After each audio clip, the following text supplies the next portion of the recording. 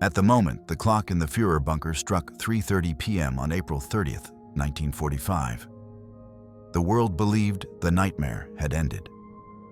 A gunshot rang out, sharp and final, supposedly ending the life of Adolf Hitler.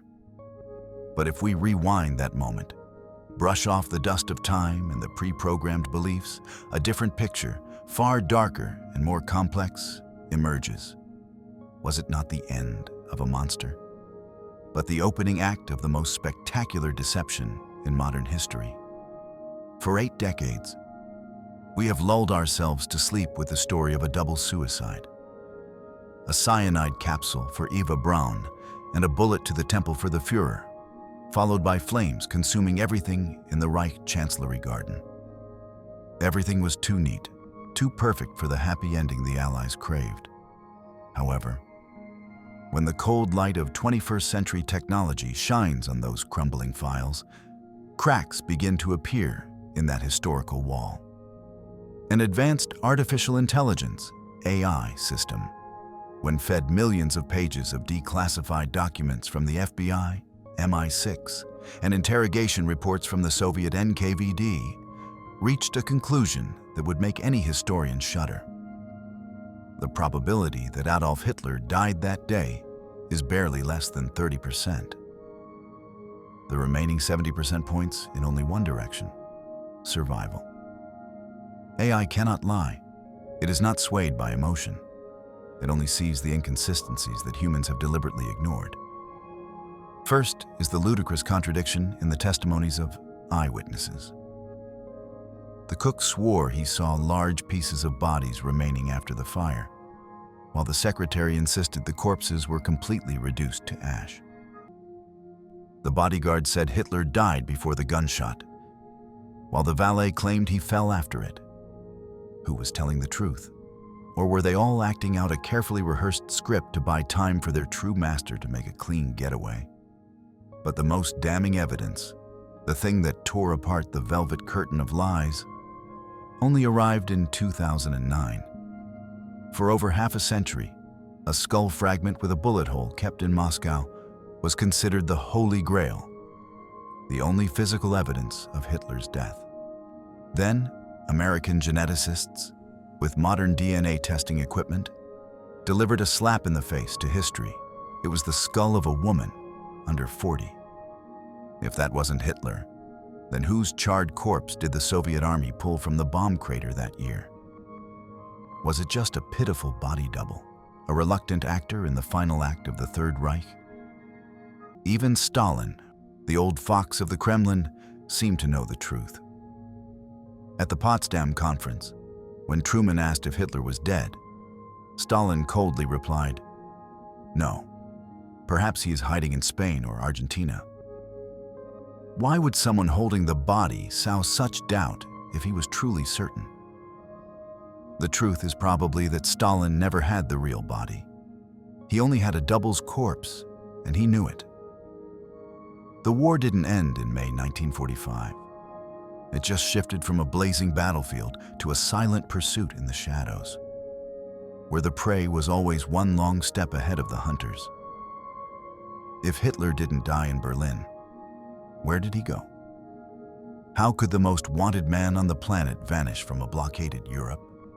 The answer lies in the existence of the Ratlines, a sophisticated underground network operated by Odessa, an organization of former SS members, with astonishing help from unexpected powers. Imagine a breathless journey leaving a burning Berlin, not by plane, too risky against Allied anti-aircraft fire, but perhaps through the subway system and intricate underground bunkers, leading to secret makeshift airfields on the outskirts. From there, a night flight took him to Denmark, then Spain under the protection of the Franco regime, before reaching the final staging point, seaports in Italy.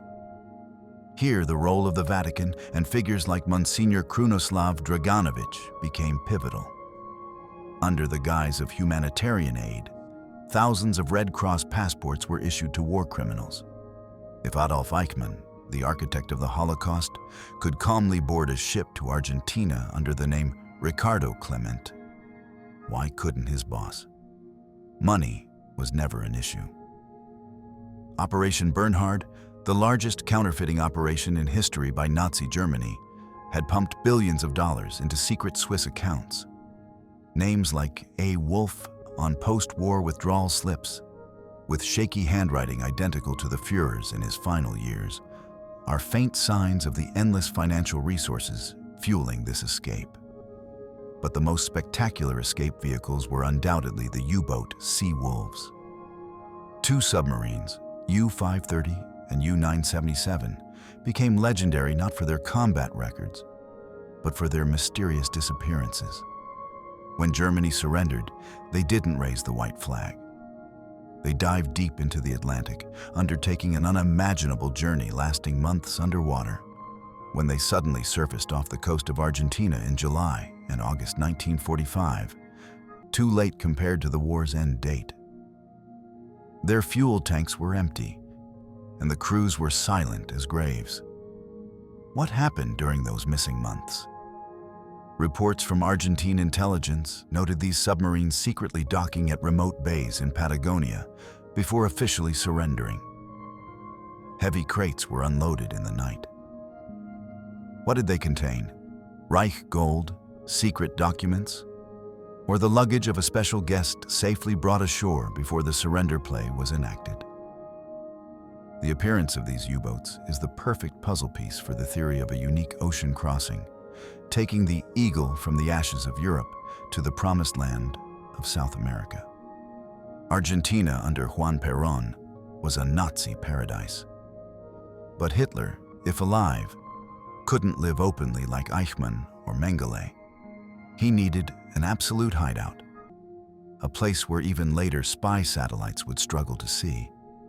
And Patagonia, with its cold wilderness reminiscent of the Austrian Alps, was the perfect choice. Declassified FBI files contain hundreds of reports of Hitler's presence here, but most notable is a report from a CIA agent codenamed Carter in 1954. Carter described in detail an isolated estate, guarded by soldiers speaking thick German, inhabited by a Don Adolfo.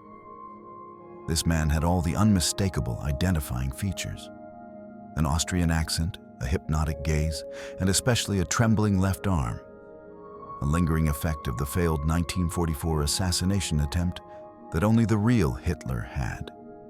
In Alco Mansion, deep in the woods by Lake Nahuel Huapi, was whispered about by locals as La Casa del Alemán, the German's house. It wasn't just a house, it was a fortress, built with Bavarian architecture, featuring underground escape routes and complete energy independence. It was the ideal place for a former emperor to live out his final days. Here, old habits were maintained. Witnesses spoke of the old man waking up late, taking walks, and raising his hand in a Nazi salute to the sun. And late at night, fervent monologues still echoed from the study as if he were addressing thousands of invisible people. However, what truly helped him escape the relentless pursuit of Mossad over the following decades? This is where the decoy program theory comes to light. Odessa didn't just hide Hitler. They created fake Hitlers. There is evidence that some former officers with similar appearances underwent plastic surgery and were trained to play the aging Führer at various locations in South America. Every time rumors flared up in Brazil or Paraguay, causing Nazi hunters to flock there, the real Hitler remained safe and sound at the fortress in Patagonia. They created a hall of mirrors, throwing up smoke screens of information that exhausted and disoriented intelligence agencies. He hid right in plain sight of the world, protected by the most perfect shield, humanity's own skepticism. No one dared believe he was alive, and those who did were led down false trails. It was deception at a master level. But time is an enemy even Hitler couldn't defeat. The dream of a Fourth Reich rising from South America gradually faded into smoke. Ambitious projects like Valkyrie II supposedly researching advanced weapons in secret labs in the Amazon jungle, were slowly abandoned due to lack of funds and manpower. The world had changed. New generations of Germans grew up rejecting his legacy. He became an uncrowned king, ruling a kingdom of memory and paranoia. The 1960s and 1970s saw the collapse of the protective network. Eichmann was captured and hanged. Old comrades died of old age or were assassinated one by one. The net seemed to be closing, but it never touched the old eagle. He lived his final years in absolute isolation, imprisoned by the very freedom he had traded everything to attain. The last time the world had a chance to encounter him was perhaps in 1977. A report from Agent Condor described a brief meeting with an old man in a wheelchair at a remote mansion. He was old, frail, the eyes that once shook Europe now cloudy and lifeless. He sat there, staring at an old photo of Eva Braun, surrounded by the ashes of burnt documents. When agents returned a few months later, the house was empty. No grave was found. Perhaps he had been cremated one last time, his ashes scattered over the cold glaciers of the Andes, erasing every last physical trace of his existence on this earth. If this story is true, and with a 70% probability from AI, it very likely is, then we face a terrifying reality. Justice was not served. The man who caused the most devastating war in human history did not have to pay for his crimes. He lived a full human life, dying of old age in a comfortable bed, while millions of his victims didn't even have a grave. But the legacy of that escape remains. Huge industrial conglomerates built on looted gold still dominate the world economy. Extreme ideologies he sowed are still sprouting in the shadows of the 21st century. Hitler may have died in Argentina, but his ghost and the sophisticated machinery that helped him escape is still lurking somewhere, reminding us that the war against evil never truly ended.